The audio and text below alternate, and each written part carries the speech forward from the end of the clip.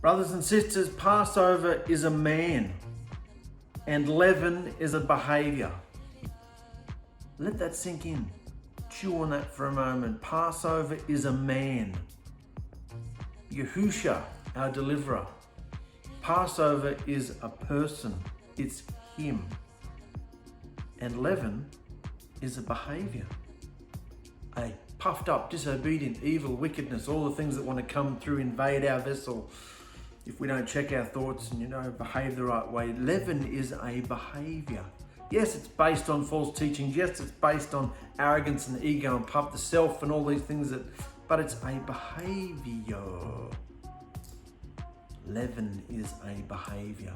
Passover is a man. Can you enter into this? There is a big shitstorm going on amongst the bride over this the minute. I mean, we're talking about shadows and we're talking about temples and we're talking about this and that, and people are coming in and out and saying stuff here and there. But once you start saying you're allowed to eat leaven now, you wicked blasphemer. You're putting aside the law of Moses. You're getting rid of the covenant. You're a replacement. You're a follower of Constantine. You're this, you're that, you're this.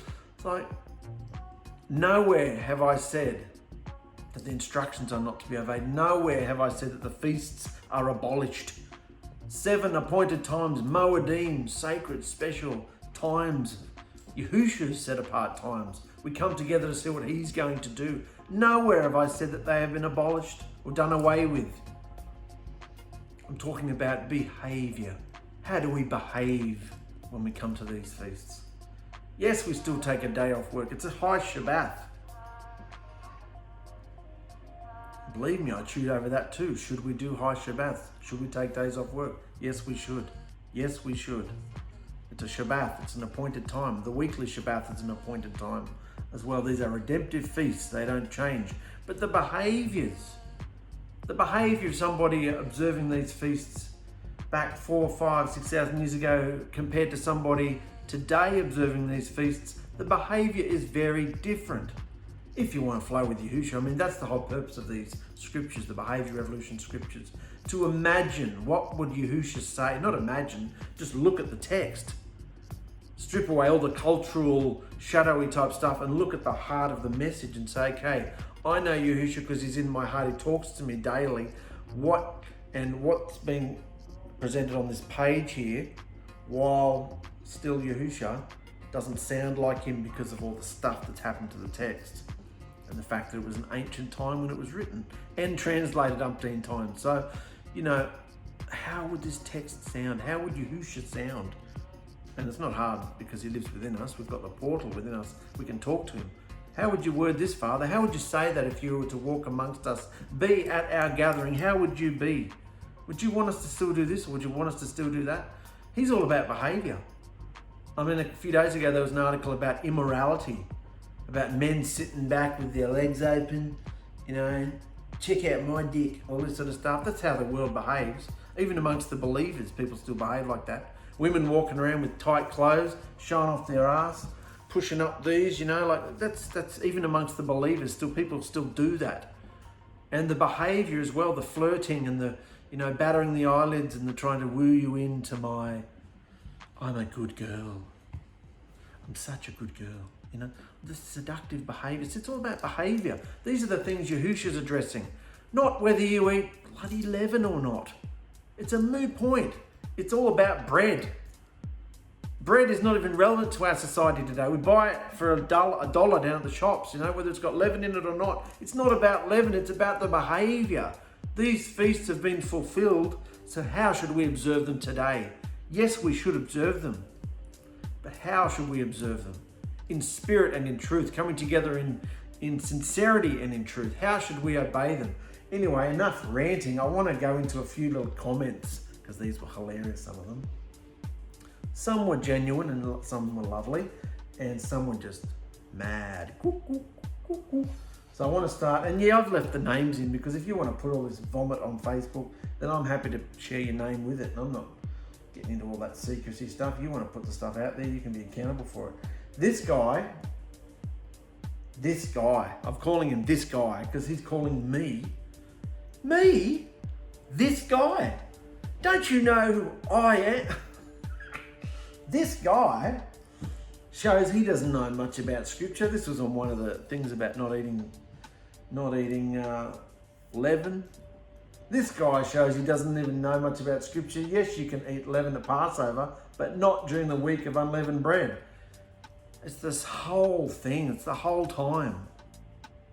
Passover and unleavened bread go together. They're the same thing. It's the time of Passover. If you really want to get pedantic now, Passover, as in what happened in Egypt, is all about a man. And unleavened bread, which was all about unleavening your bread, is all about a behaviour. So if you want to be pedantic and separate the two things, Passover and unleavened bread, one is a man, one is a behaviour. He is this guy, is going totally against scripture by saying you can eat leavened bread. Never do we see any prophets, Yahusha or Yahuwah, saying that Yahuwah is the same person, isn't it? Saying that the week of unleavened bread will be done away with. Done away with. When have I said it's going to be done away with? It's still a week. We're still observing the feast. Never saying it's been done away with. And that we can eat leavened bread. Remember, Yahusha said, according to the Torah and the prophets. See where people are coming from? They're defending their shadows, defending their instructions, instead of coming into the fulfillments of them. Yes, we still do the feasts. We love the feasts. Every year we grow and mature more and more. They're redemptive feasts. But this guy basically says that certain aspects of the Torah have been done away with. Never said that anywhere. It's not part of my vocabulary. I've spent the last year or more dissecting Genesis, Exodus, Leviticus. Now we're in Numbers, shining a spotlight verse by verse on the shadows, on the instructions, everlasting instructions, to say they are still valid. They are still valid. Yahusha said himself, not one jot or one tittle, nothing will pass, heaven and earth won't pass away. Did not come to abolish any instructions. How could he? He is the living instructions. He's the instructions in the flesh. So, never said that. His claim that Passover and unleavened bread is a shadow is a bit lacking. Wrong. What he neglects to inform the audience is that in the new millennium, all mansions will observe the feasts of Yahuwah and they will not be done away. What? Neglects to inform the audience is that in the new millennium, all mansions will observe the feast of the Lord and they will not be done the way he states. They will not be done the way he states. How will they be done? Will we be all sitting around a big table holding a bread and a cup after we've washed each other's feet? And after we are not eating any leaven in the natural bread? Because it's all about natural bread. Of course, we may or may not be observing these feasts in the new kingdom. I'm not going to declare what we're doing in the new kingdom or what we're not. But if we are, and Yahusha's there, there's not even going to be any sun or moon, because Yahusha, there's no temple in the Mishkan, there's no sun or moon. Yahusha is all of it. Do you understand all this?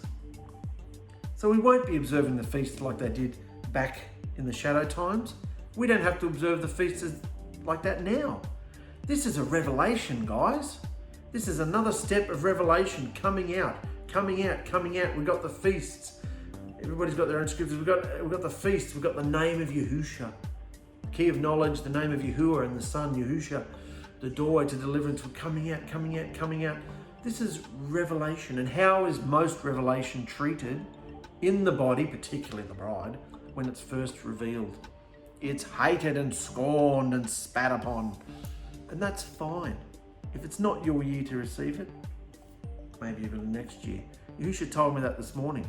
This is how it's going to go down. Every time I reveal another piece of the restoration puzzle and shine a light on behaviours, it's hated, viciously despised.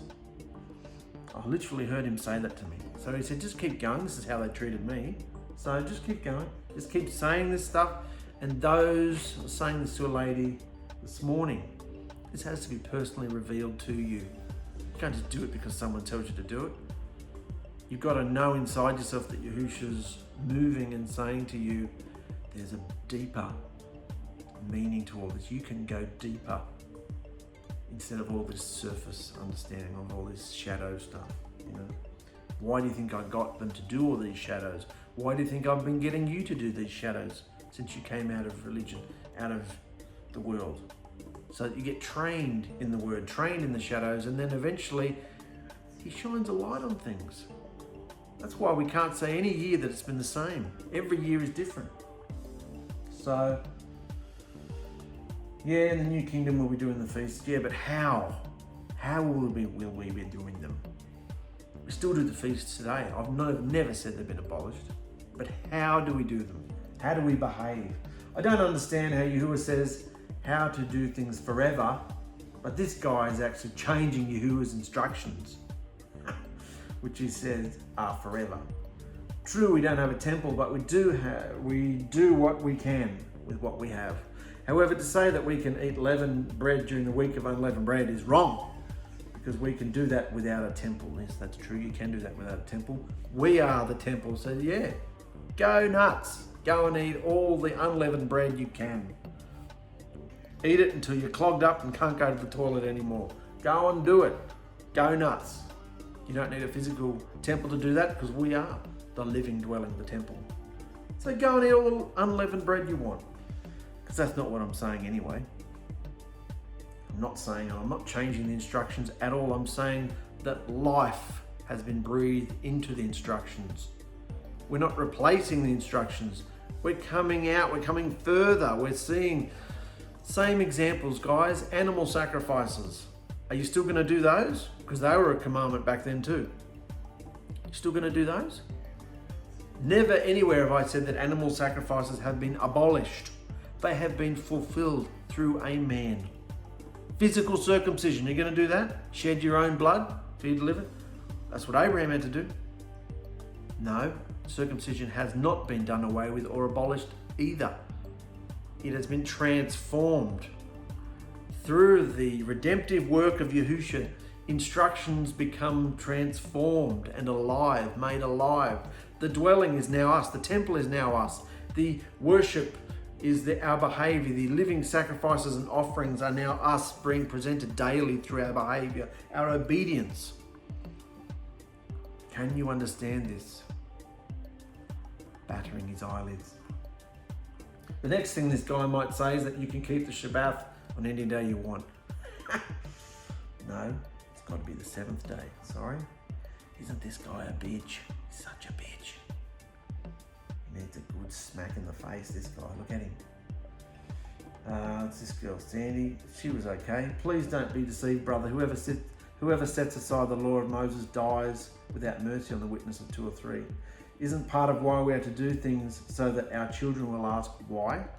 Not one jot or tittle shall pass away until all is fulfilled, brother. I urge you to seek Father's face, please. He holds all insights for the crazy times we live in. So she was more genuine. Yes, these instructions were handed down from generation to generation so that the children will ask, why do we do those? Why do we come together? Well, our kids have asked those questions. I mean, why do we come together? We are still coming together. We are still observing the Passover.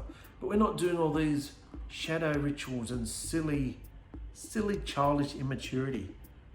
It's more real to have conversations. How was school today?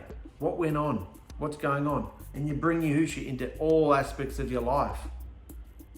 Do you see what I'm saying? We're not taking away anything from Scripture. Yes, the children still ask why. Yes, we still come together, and it is a witness to the children. It's all about behavior. If someone was deaf and couldn't hear the message, if someone's across the street from your house looking through at binoculars, didn't understand any of the message, what behavior would they see? Would they see the behavior of the people up the road who are gathering for their Easter service? Would they see the same behavior as the Jews up the road? What behavior do they see? It's not about the message. It's not about Yahusha. I'm saying looking at behavior. What do people see out of their eye holes? What do your children see? It's behavior. The feasts, we still come together for the feasts. But what behavior is displayed? Is it religious liturgy and shadows that are not necessary anymore because Yahusha is the culmination, the accomplishment, the achievement, the fulfillment, the light of all those shadows. He lights them all up. He stands in the room among you and you just fall to your knees, within yourself. None of the shadows mean anything when you are faced with Yahusha himself. It's all about what he wants in that very moment. Anyway, I responded to this lady. I said, Yahusha has indeed fulfilled the law and the prophets, accomplishing their purpose, never abolishing anything. His bride, his living dwelling, filled with the ruach of his love, now offers up daily sacrifices of obedient behaviour, the true worship. Every jot and tittle of Musha's instructions is alive and valid. However, through his perfect blood, they have been transformed and made alive, so that the lifeless temple shadows can be made real and living in his 21st century bride through her behaviour, clean, obedient behaviour. Is leaven something we eat or something we behave? Is leaven something we eat or something we behave? Should we cleanse out the literal leaven, the childish shadow lesson used to train Israel's mind into obedience? Or should we be running our race, seeking to daily cleanse out the wicked worldliness and pestering spirits that seek to invade and have us behaving their lusts and perversions? Upon her immersion into Yahusha, the only name whereby mankind can be delivered, the bride, Yisrael, receives a down payment of his spirit, which writes a love for all of his instructions on the tablets of her heart, and an interdimensional portal opens within her, giving her direct access to the throne room of Yahusha. And upon daily entering this secret place, she learns to surrender the self that seeks to puff up and control her like leaven. Instead, behaving the fruits of his spirit and practicing those. This is the experience of the true bride is having a real Hebrews 12, flogging, rebuking, disciplining, chastising to bring forth the fruits of right behaviour. This real Hebrews 12 battle inside her. Those who overcome are the wise maidens, those seeking this daily intimacy with their bridegroom. Then there's others that just want to live on the surface, stay in the darkness of obeying the shadows and not going up the mountain and gaining everything they've ever wanted. The Master himself. He is the Passover, the ultimate fulfillment, the life, the full accomplishment, and the example of perfect behaviour. That's where we put our focus. That's where we put our eyes. I'm using these comments here just to spark a conversation. And then there was this guy. This guy was nuts. No profile picture, no name, no nothing. Real shady character. Power to the disciples of Constantine. Now the world will come to know us. He's such a bitch. The Constantine Creed. I renounce all customs. He's associating me, what I've said, to the Constantine Creed, saying that this is what I'm achieving through this fresh revelation. This is what he's basically saying, because I believe this is from Yahusha, so he's basically calling Yahusha Constantine. Woo! That's dangerous. I renounce all customs, rites, legalism, unleavened breads and sacrifices of lambs of the Hebrews, and all the other feasts of the Hebrews, sacrifices, prayers, aspirations, purifications, sanctifications, propitiations, fasts, new moons, and sabbats and superstitions, hymns, chants, and observances and synagogues. Absolutely everything Jewish. Every law, rite, custom, if afterwards I shall wish to deny and return to Jewish superstition, or shall be found eating with Jews or feasting with them or secretly converting them. I don't even read anymore. This is mad. I love the Hebrew, everything I'm learning back in the books of Musha. I'm loving it. Loving looking at the words of Musha, verse by verse, dissecting them and finding out what the shadows are, putting them into me, working them out, the patterns, how do they relate to us today as 21st century behaviours. I love it. Complete stark contrast to doing away with all of it, like this guy hates the Hebrews and I renounce the customs, rites, legalisms, unleavened breads and sacrifices of the lambs of the Hebrews. I don't renounce any of it. I'm behaving all of it. Because I'm behaving how Yahusha wants me to behave. I'm being trained to anyway. Can't always do it. Fall over all the time. But can you see how people are so angry?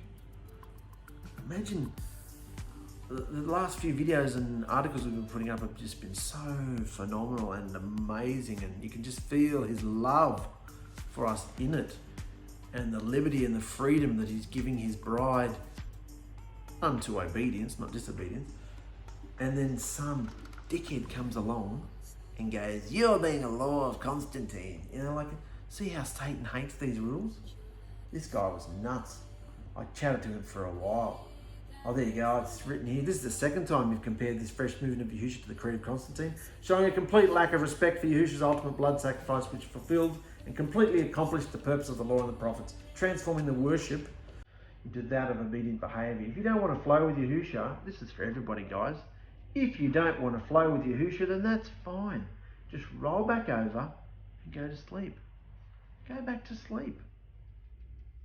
You're out there trying to shake up the world and wake them up and preach the name of Yahusha. And why won't people get the name of Yahusha? Welcome to our world. We can't even get the bride to receive stuff from Yahusha. Good luck going out there into the world. I can't even get the bride to receive this. And Yahusha says to me, what are you trying to for them? They're obviously not ready. There's going to be wise and foolish. Sheep, goats, wheat, tares. Pleasant and assholes. So, go back to sleep, and then I call him a Jesuit. So, Mark, you promote the creed, but just use it another way. No, I don't promote the creed at all. I'm all about obedience, not doing away with any instructions, breathing life. Yahusha did it. It's not even me, Yahusha did it. Blame him. He's the one who came along and fulfilled everything. Blame me. Yahuwah says, these are my feasts, yet you say no need for those shadows. No, the feasts are not shadows. The behaviours with which they observed the feasts were shadows. Get it? The feasts are still alive and kicking today. The blood, the lambs, the leaven, the shofars, the fasting, the sukkahs, all these things were shadows. Shadow behaviours. You know?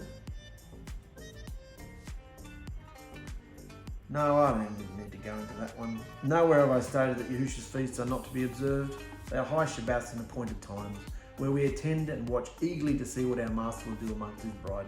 Yahusha is addressing the shadow behaviours that he despises, that go on at his feasts, because everyone is too busy focusing on what they are doing. The liturgies and shadows, instead of surrendering all their liturgies and plans and flying with him as the ultimate fulfillment of every feast. It's all about behaving in sincerity and truth, out in the open in his wonderful light, not hiding in the darkness behind dead shadows, using fake names and remaining anonymous. Oh, if I have to see another person put the word Yah into their name, what's that about? Who told you to do that? To change your name? It's mad. Very dubious, that behaviour. There you go, I'm saying it. Mark Yah. I'm Mark Yah Davidson Yah. Musha Eliyahu Marcus Davidson Aeneas Yah. Bloody whackheads, I swear. Anyway, you keep going on and on. I just told him to shut up and go back to sleep. That was a funny picture, that one. Shut up and go back to sleep. All right, now that's attitude, isn't it? That's attitude.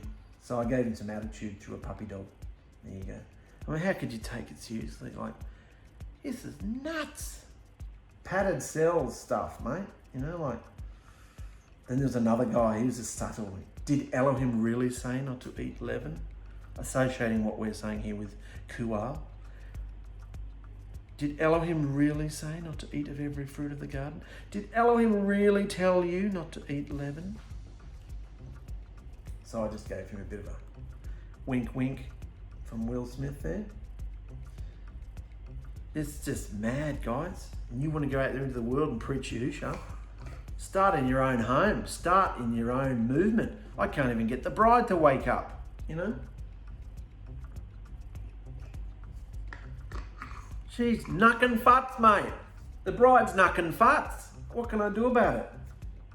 Wow. Anyway, let's get a little bit more order into this episode. Well, it's been 25 minutes of just... Oh wait, what was the...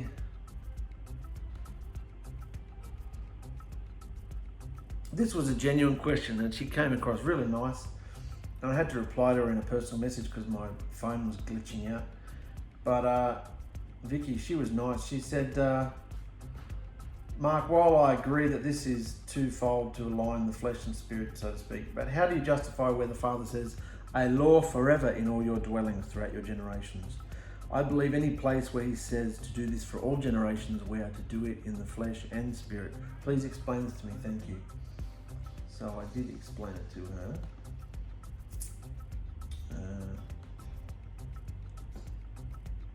If I can find it or not is another thing. Oh, there it is.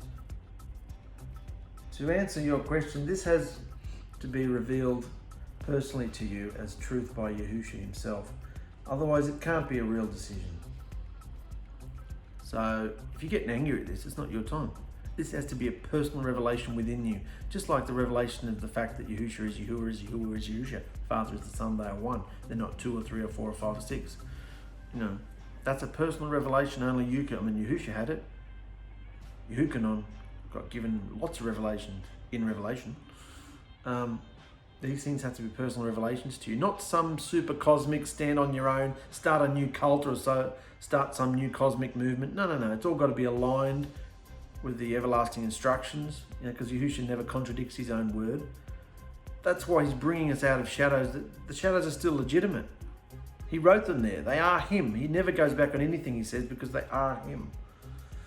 It's got to be personal within you, though. You've got to come to this realization yourself. I'm just putting it out there so you can see what we're doing. This is what we're doing. This is what we've been given by Yahusha. We'd love it if you could see it, but if you can't, maybe next year. Passover is a person and leaven is a behavior. All revealed through the beautiful shadow lessons Yisrael were taught to observe forever. And they are beautiful. Yahusha revealed them all, intricately. He spared no details. The tabernacle, the sacrifices, systems, the lambs, everything. They were beautifully done. Passover is a person, leaven is a behavior, all revealed through the beautiful shadow lessons Yisrael were taught to observe forever. Observe them forever. Can you hear my words saying forever? They're not done away with, they are forever. However, through the ultimate sacrifice of Yahusha's perfect blood, these shadows become alive and activated. Activated. Everyone today is talking about activating all their fruits and nuts and stuff. Activate your nuts. Well, these shadows have been activated, like a sleeper cell, filling and training and then just been planted into society and then made alive, activated. These shadows are not dormant or dead anymore. They're being activated into real behaviors. So they've been activated in us so that the reality, why have they been activated in us? So that the reality of who Yahusha truly is and what behavior he requires of his bride becomes front and center. Behavior becomes front and center in the conversation, in our lives. And the shadows become a behavior. Instead of eating leaven in the natural, we understand that leaven is evil and disobedience. So those behaviors, here it is, are what we seek to purge. Instead of just physical leaven, which is easy. It's easy. But again, this has to be something Yahusha is revealing in you, between you and him. Love ya. So there's lots of, that's just a few of the comments that come. There's lots of, on the flip side of that, there's lots of comments coming through on YouTube too. Thanks guys for the encouragement. And I don't have time to go into them all today, but encouragement, yeah. It's generally Facebook where all the cuckoos come out of the woodwork, having their opinions about stuff. Let's go into this article. Any tradition or form of temple worship is an abomination. Any tradition or form of temple worship is an abomination. What does temple mean in Hebrew? The altar of the temple. An altar. The most significant object in the temple was the golden ark of the blood covenant witness. But was it really? Yahusha's presence was seated between the two cherubim on the lid of the ark. So the whole temple was built around the throne of Yahusha's presence.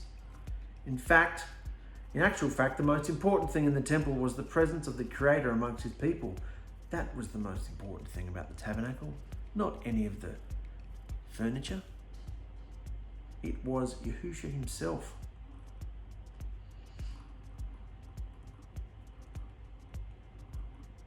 In actual fact, the most important thing in the temple was the presence of the Creator amongst his people. Yahusha, as the husband of Yisrael, would only be there to love and guide them if they lived according to the everlasting instructions given to Moshe on Mount Sinai.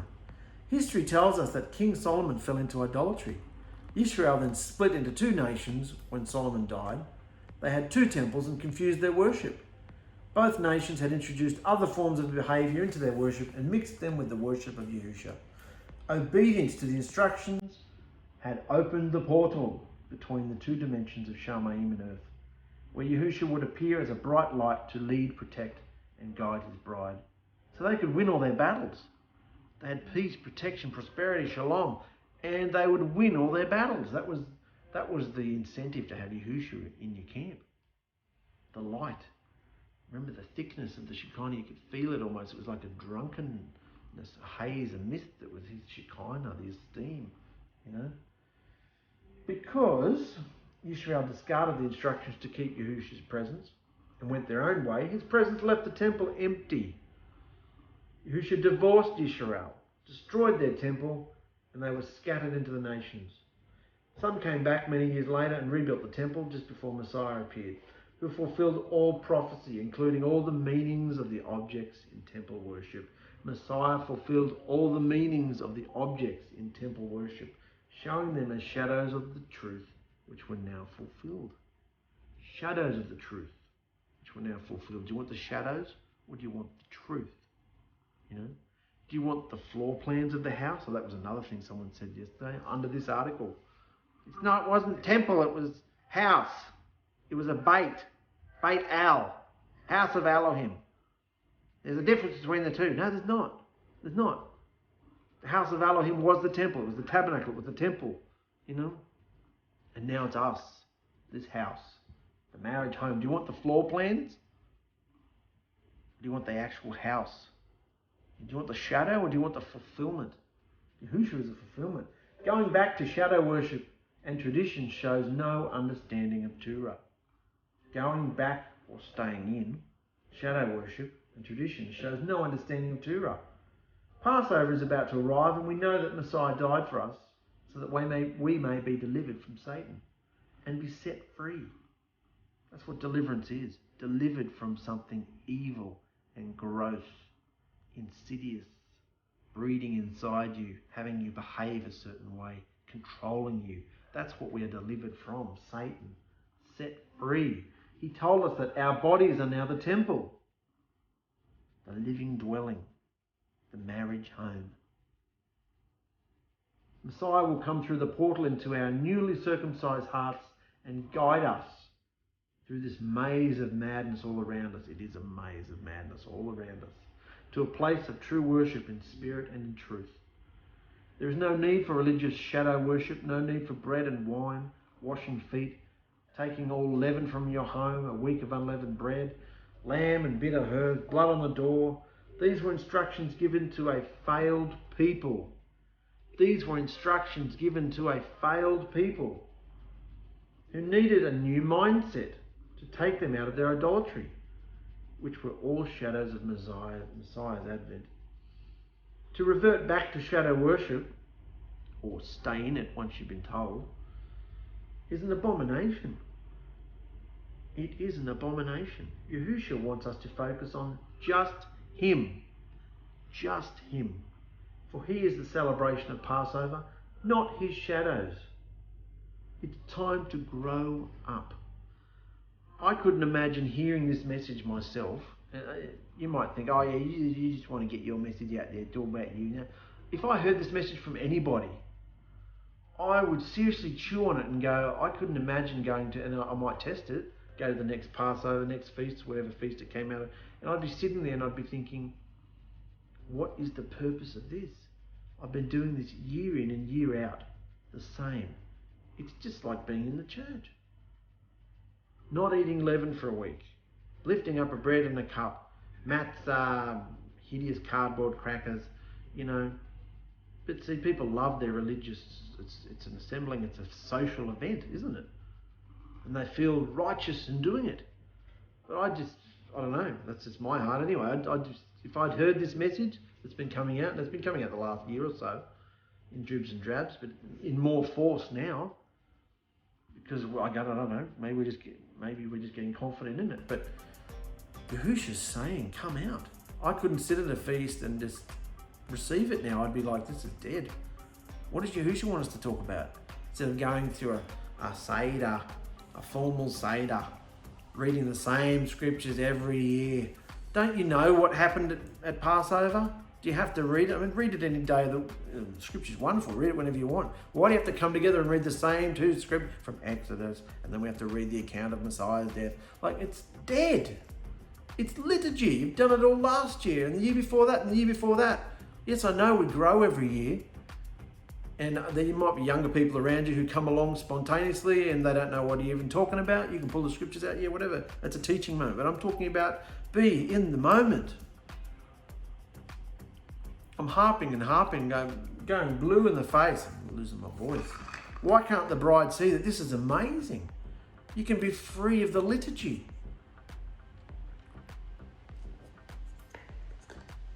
Why won't the teachers? I mean, I'm putting this, any group that has the name Yahusha, Messianic, National, whatever, I'm putting this out there in hundreds of groups. I'm putting it out there. It's crickets, mate, crickets. And the ones that do come out generally are the crackpots that want to run you down. What's going on in the bride?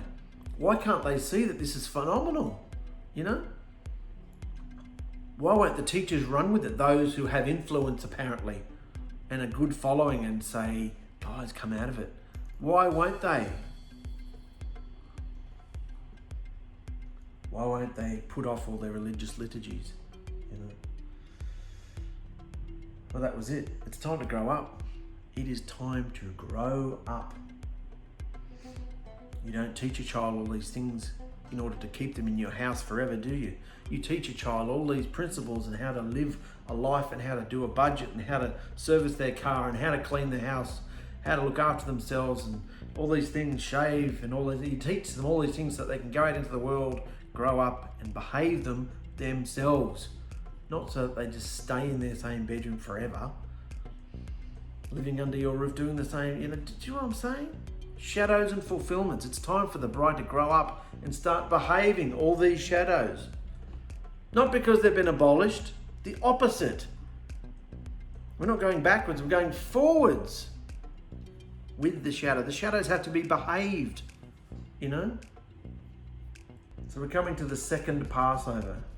A year after Yisrael left Egypt, in the first month of that year, Yahusha spoke to Moshe in the wilderness and said, tell the Israelites to celebrate the Passover at the prescribed time, at twilight on the 14th day of the first month. Be sure to follow all my instructions and regulations concerning this celebration. So it's been a year since they left Egypt. So although the Passover instructions were given only to Israel, any family living in Egypt of any nationality who trusted Yahusha enough to apply the blood of the lamb to their doorposts was spared death. And the opposite is also true. So anybody who wanted to graft into Israel and be obedient to the everlasting instructions, the blood covenant, were able to partake of the Passover. Just like today, anybody immersed into the nation of Israel, into the bride, Yahusha's bride, is instructed to partake of the Passover celebration. If you've got anybody around, if you don't, it's personal within you. So Moshe told the people to celebrate the Passover in the wilderness of Sinai as twilight fell on the 14th day of the month. And they celebrated the festival there, just as Yahusha had instructed Moshe. But some of the men had been ceremonially defiled by touching a dead body, meaning they couldn't celebrate the Passover that day. So they came to Moshe and Aaron saying, we've become unclean by touching a dead body, but why should we miss out? We want to present an offering to Yahuwah at the proper time, along with the rest of Israel. So what should we do?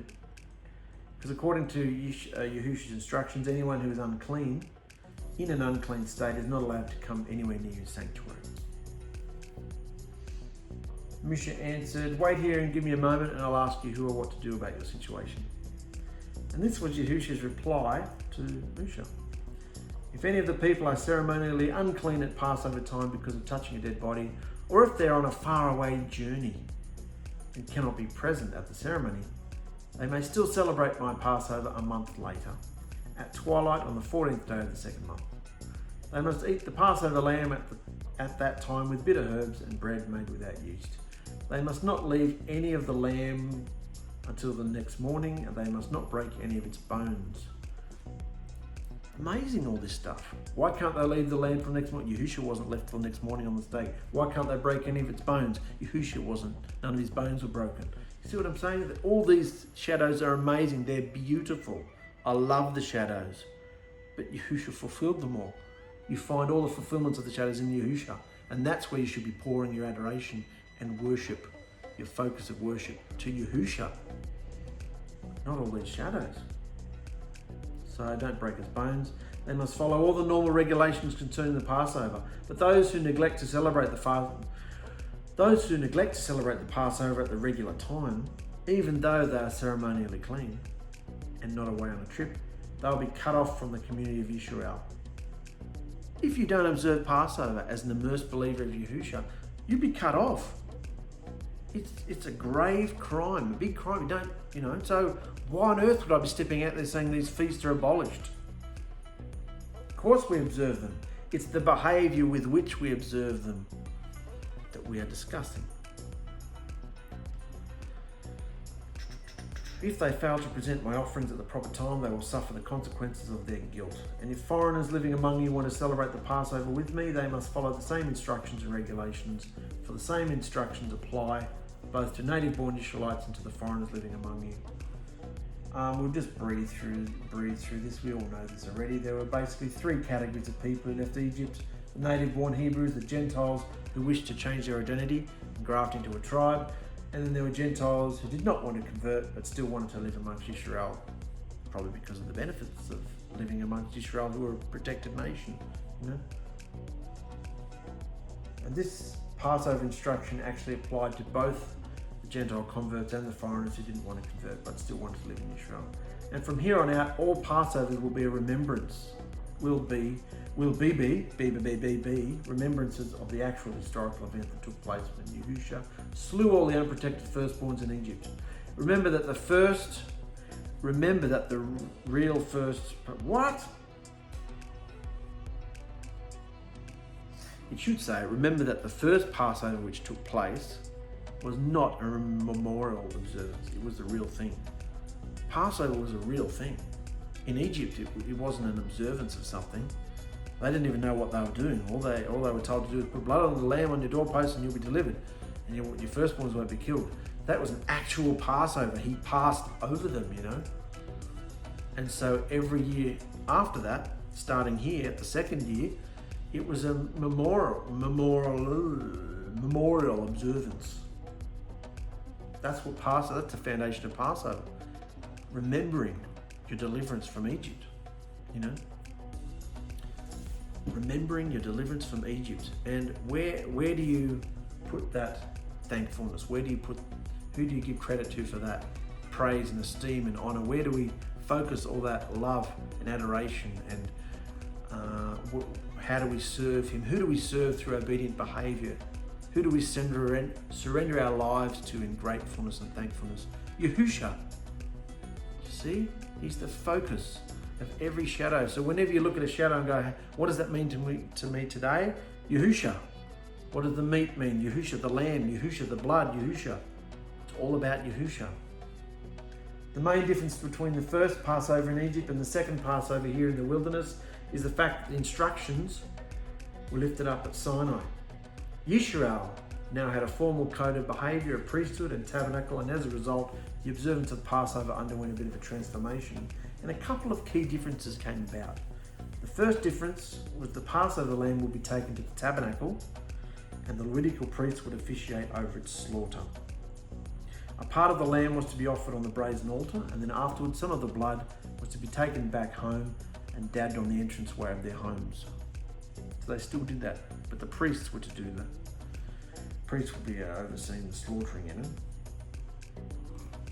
Second, because prior to that, the firstborns had to do it. Secondly, the firstborns, who up until now had served as the family priests, have been replaced by the Levites. So they're the main two differences between this Passover and the real Passover that happened originally. This point about the firstborns is an important detail because in the first Passover, each family individually slaughtered their own lamb inside their own home. And the person who was in charge of doing the slaughtering was the firstborn son. Remember, until the Levitical priesthood came into being, it was the firstborns who performed the priestly functions in their households. However, after Sinai, the Passover sacrifices would, from that point on, come under the supervision of the Levitical priests. We discussed that last episode. A common misconception about the first Passover is thinking that the blood of the lamb was applied to save all of the Israelites from death. I think I used to think that too. If they didn't have the blood of the lamb on the doorpost, they'd be dead. No, it was only the firstborns. It was only the lives of the firstborns that were in danger. And the blood of the lamb only applied to the firstborns. Women and anybody else who was not a firstborn was safe. So the firstborns were atoning for themselves, in a manner of speaking. However, from here on out, that responsibility would be handed over to the Levites. Just an interesting point. You'll notice there is zero mention of the Feast of Unleavened Bread here. We've already covered the scripture section, and it's all about coming and offering your sacrifice, but nothing mentioned about the Feast of Unleavened Bread here in the text. We're only told about Passover, which occurred on the 14th of the month. The Feast of Unleavened Bread, or matzah, begins right after Passover on the 15th of the month and lasts for 7 days.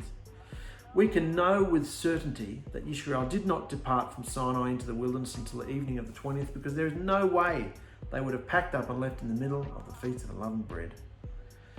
And the fact that the Feast of Unleavened Bread is not mentioned here shows just how intimately connected these two feasts became with each other. Even today, it is normal to refer to both Passover and the Feast of Unleavened Bread as just Passover or Pesach. And there are some groups that refer to both of these feasts as just matzah. The reason why Passover had to be observed before Israel packed up and left Sinai is because it involved the sacrifice of an animal at the tabernacle, beginning at Mount Sinai. And they couldn't have done that if they'd left and they were in transit, you know. They needed the tabernacle and the priests and everything to do this Passover celebration. So, however, the Feast of Unleavened Bread sacrifices could be observed anywhere, and in fact, ritual purity wasn't even required to observe it either. The only two requirements for unleavened bread were to clean out one's living quarters of all leaven, and for 7 days, only eat bread without leaven. That was the only two things required of unleavened bread. Clean out your house, living quarters of all leaven for 7 days, and only eat bread without leaven.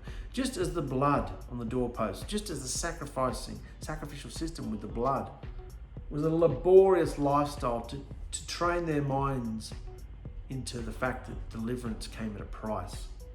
So too, cleaning out the leaven, not eating leaven for 7 days, trained their minds. But once Yahusha came along, the whole purpose of all those shadows was to say to them, look, I am the fulfillment of them, you know? So now what do? Just the shadows? This faraway journey bit was interesting because remember, Yahusha said, if you're unclean and you've touched something unclean, don't worry, you can come and observe the Passover a month later. Also, if you're a long way away and you can't get to the temple in time, you can come a month later and observe it. So no biggie, it's all right. What is considered a faraway journey? Because you know how the religious folk love to, it's a Sabbath day's journey and all this stuff, instead of just understanding that it means rest. No, we've got to put restrictions and rules upon rules upon rules upon rules. So obviously, when Yahusha says, if you're a faraway journey, we've now got to define what faraway is, you know? What is considered a faraway journey? In Yahusha's time, when he walked and the fake temple was all set up again, anyone who lived more than 18 miles, that's what all the commentaries, rabbis, all those people say, anyone who lived more than 18 miles, 29 kilometres from the temple boundaries was exempt. However, this is interesting. by the time Yahusha arrived, there were Judean Hebrews and Galilean Hebrews. In fact, there are all sorts of different sects going on. There are 2 different temples. There are all sorts of different religious things going on. They had their own sets of rules, and the Galileans, of whom Yahusha was a part, since they lived quite a distance from the temple, also had an entirely different set of rules. And because of the long distance that Hebrews from Galilee had to travel to go back and forth to Jerusalem, they usually held their Passover meal on the day before Passover. And of course, they would have begun the work of clearing out their homes of all yeast much earlier than the Hebrews from Judea. When Gentile scholars start tearing their hair out concerning apparent timing contradictions, what was that? When Gentile scholars, don't you love all this Jew and Gentile labels they chuck on everybody? It's not even real, all that stuff. Anyway, when the scholars start tearing their hair out concerning apparent timing contradictions with regards to Passover, the Last Supper, and when Yahusha was really impaled, all of these arguments can be pretty easily reconciled by understanding the connection between the definition of a faraway journey and how different groups of Hebrews, based on where they lived, went about solving the problem of observing unleavened bread if they lived quite a distance from Yahusha. So, people are always saying, why was Yahusha observing the Passover the night before? Well, to start with here, it's saying there was all different rules and regulations about when you could do that. All like most instructions that Yahusha gave, it had all been watered down and mixed with a whole lot of swill and tradition, and everyone could just do whatever they wanted, really. But the real understanding for us today is Yahusha wasn't doing some formal tradition. He was literally getting together with it, because understanding that the Passover is a season. It wasn't just a certain day. Today is Passover, tomorrow is unleavened bread. It's true, they are all different ordinances within it, traditions. However, the whole time was considered Passover season, And now we know that Yahusha was the Passover. So he wasn't laying down some formal bread and wine instituting some formal tradition. He was simply, knowing that he was about to be killed, he's simply getting together with his followers to say, I'm raising up the everlasting blood covenant again, in my own blood this time. Instead of the blood of your foreskins, instead of the blood of lambs, instead of human, fleshly, natural blood, I'm raising this up in my perfect blood. Raising up once again, just as he'd raised it up with Abraham, all these folks, Musha on the Sinai, he's raising up his everlasting blood covenant again and opening the doors to everybody this time, Jew and Gentile alike. It's his bride. Lineage meant nothing from this point onwards. So let's talk about that night before he died a little bit more. Guilty of not recognizing Yahusha. Let's bring these scriptures to life, guys. Imagine Yahusha was amongst us today discussing these scriptures. In 1 Corinthians, Paul says, if you don't enter in and observe the Passover of Yahusha properly, you'll be guilty of not recognizing his body and blood and what he truly achieved. Bring this close to home, guys. Are you just sitting around doing lifeless shadows? Could you be considered guilty of not recognizing his body and blood? No, I can't be guilty. Look, I'm holding it right here. Body, blood, bread, battered, whipped, broken, bruised bread, crackers, whatever you use.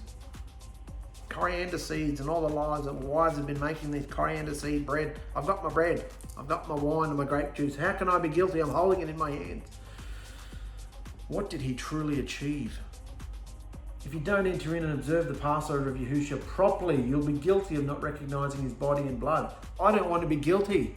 I want to recognize that he is the fulfillment of all of it, what he truly achieved. So examine yourselves. This is the key point. Examine yourselves and make sure you don't behave in this way. Otherwise, you'll be bringing judgment on yourself. That's why many are weak, sick, and dying among you, because they don't recognize Yahusha. They don't recognize the Yahusha. They're doing a Seder with parsley and celery and dipping things in rubbish.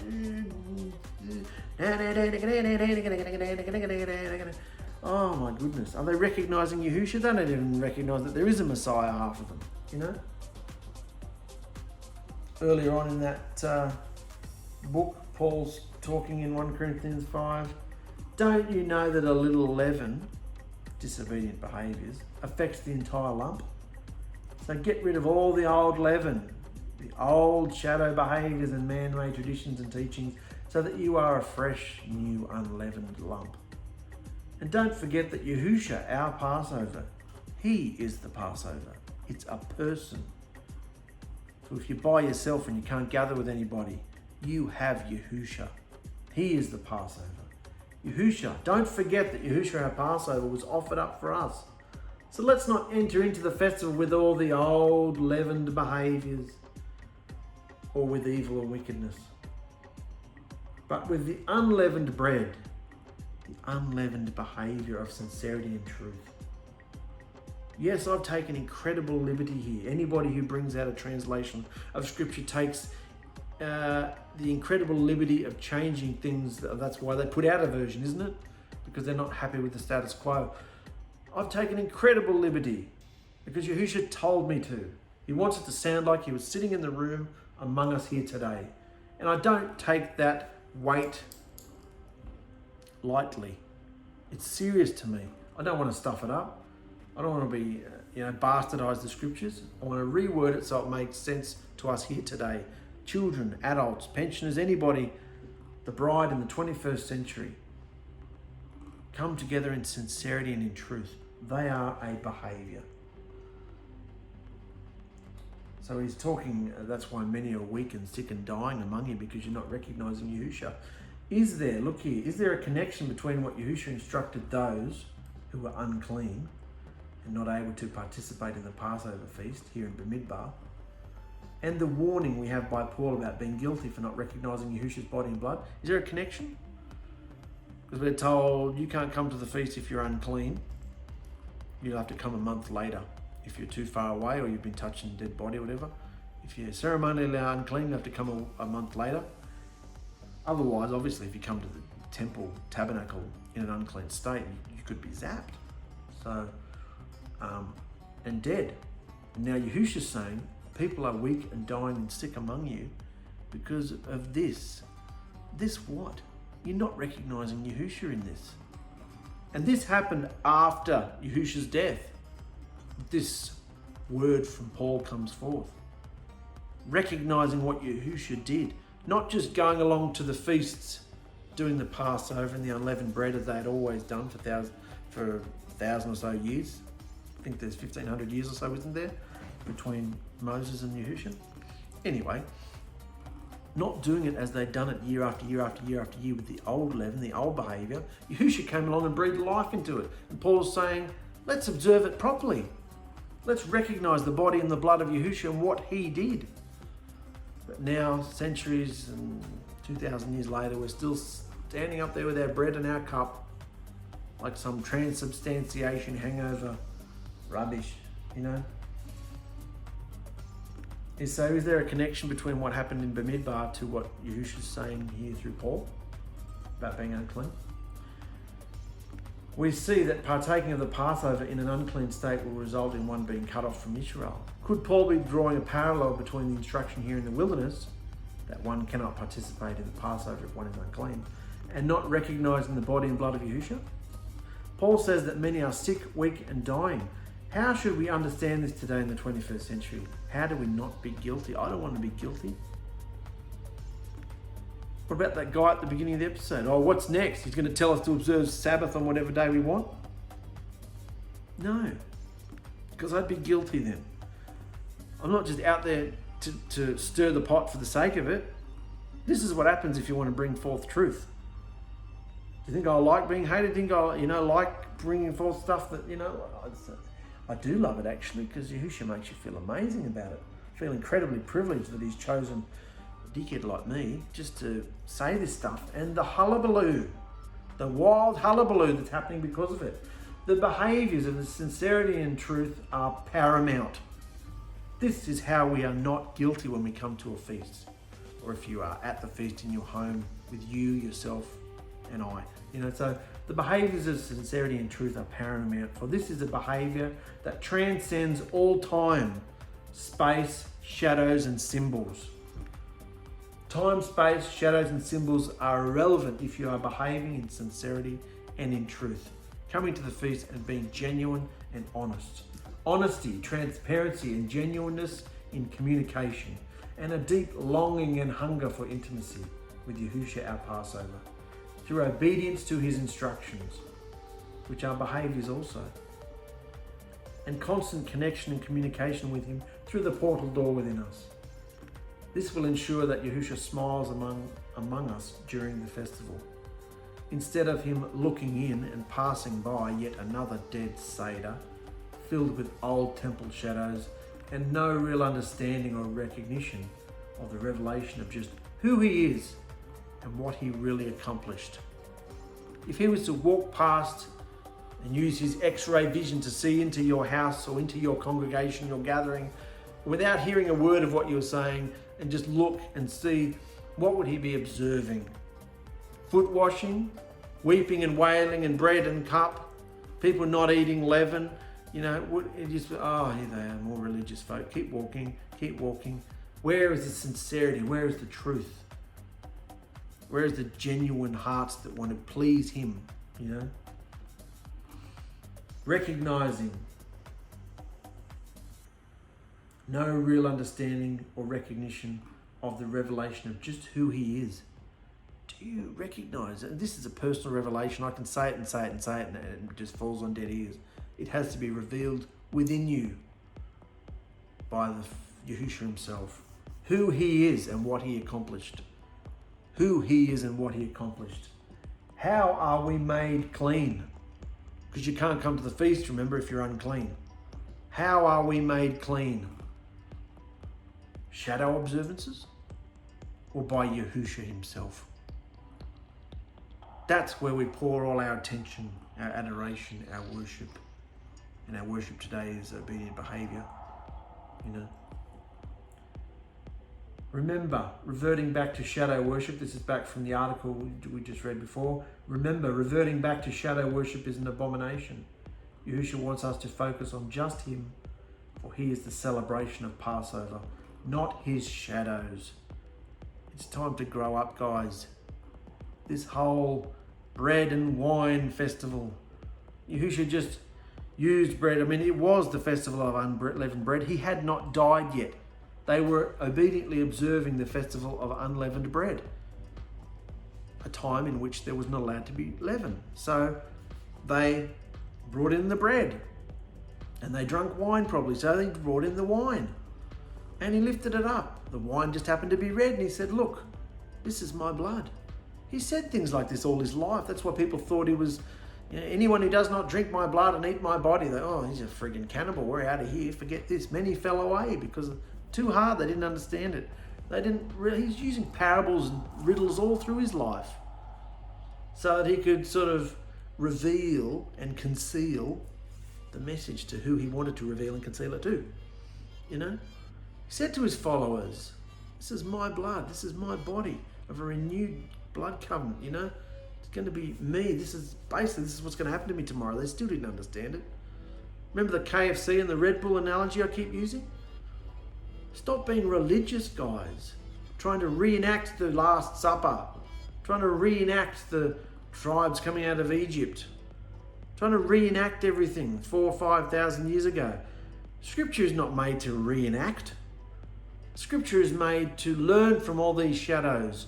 Study to show that you're approved. Study them. Learn the shadows so that you know how you're supposed to be behaving today. Not flippantly, not disobediently, not doing away and abolishing with the shadows, but taking them into you and saying, that's been made alive in me now. The instructions written on my heart. My heart is no longer stone. The stone tablets have been made soft.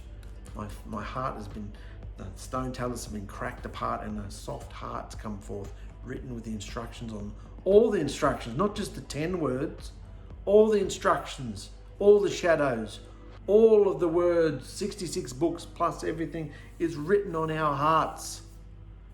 A love for it. I love his word with all my heart. It's amazing.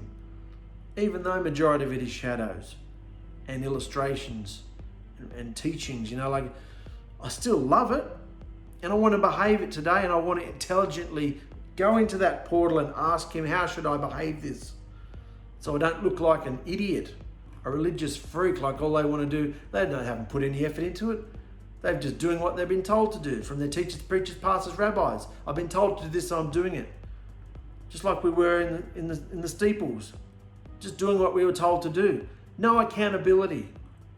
No, I want to go in there myself, for me, for my family, and know that I'm doing this the right way today. And I don't care if I'm the only one, and if I'm ridiculed by everybody, so be it. Because I know what I heard.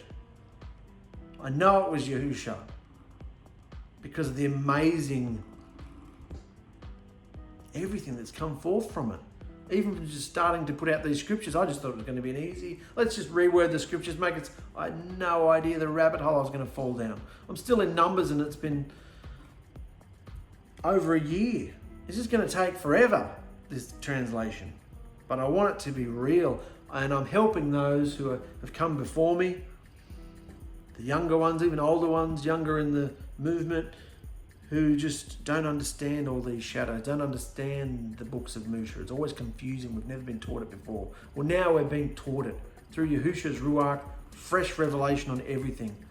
It's not done away with, but it's got to be behaved fresh today in the 21st century.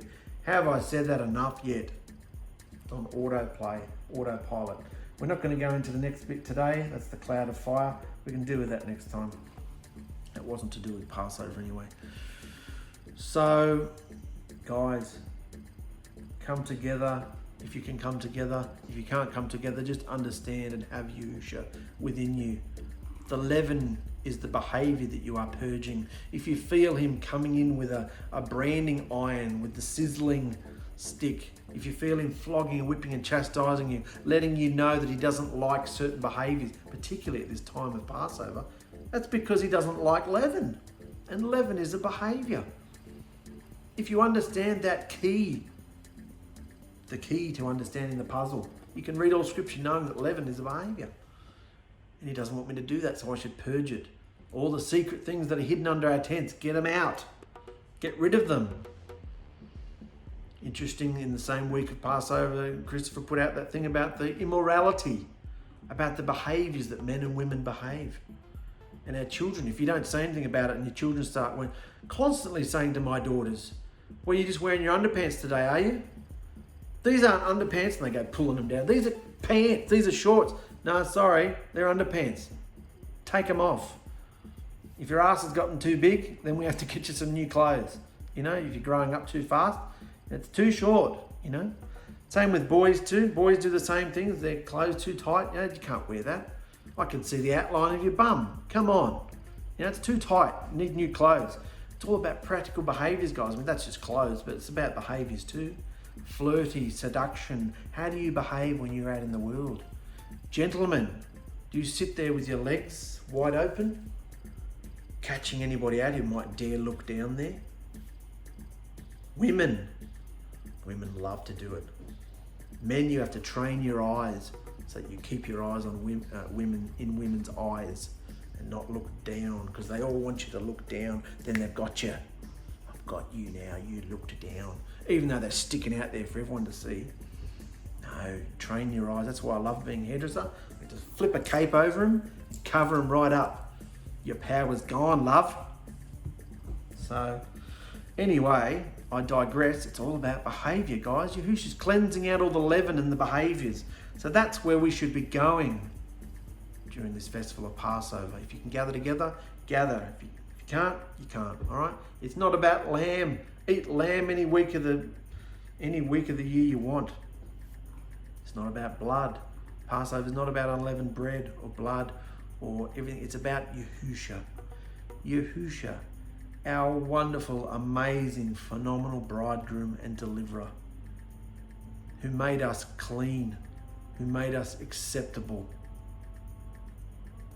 And he is the one we seek to obey, seek to worship through our behaviour. I love you guys. Have a wonderful season of Passover in sincerity and in truth. If you're upset, be upset. If you're happy, be happy. But speak your truth and be genuine. If you can't get together, particularly in this time of coronavirus, don't get together.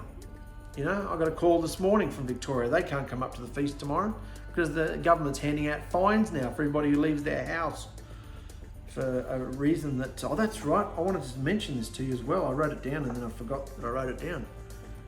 Talking to Therese the other day, she was reminding me what days we had to take off work. And it just dawned on me, this year, this might be an interesting point for you, this particular year, the days of the week line up to the exact week that Yahusha was impaled. Like, he died on a Wednesday and they had to take him off the stake, remember, early because the 𝗙 was approaching on the 15th, which was a Thursday. And he was in the grave 3 days and 3 nights. So you've got Wednesday night. So you've got Wednesday night, Thursday, Thursday night, Friday, Friday night, Saturday. That's 3 days and 3 nights. Wednesday night, Thursday, Thursday night, Friday, Friday night, Saturday. And at the end of Saturday, at the end of Shabbat, he rose. Not on the day of the sun, on the Sunday. He rose at the end of the Shabbat, you know. So 3 days and 3 nights after the sign of the prophet Jonah.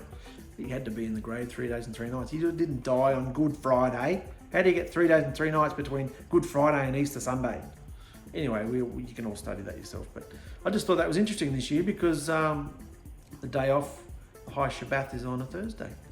So that was all. Love you guys.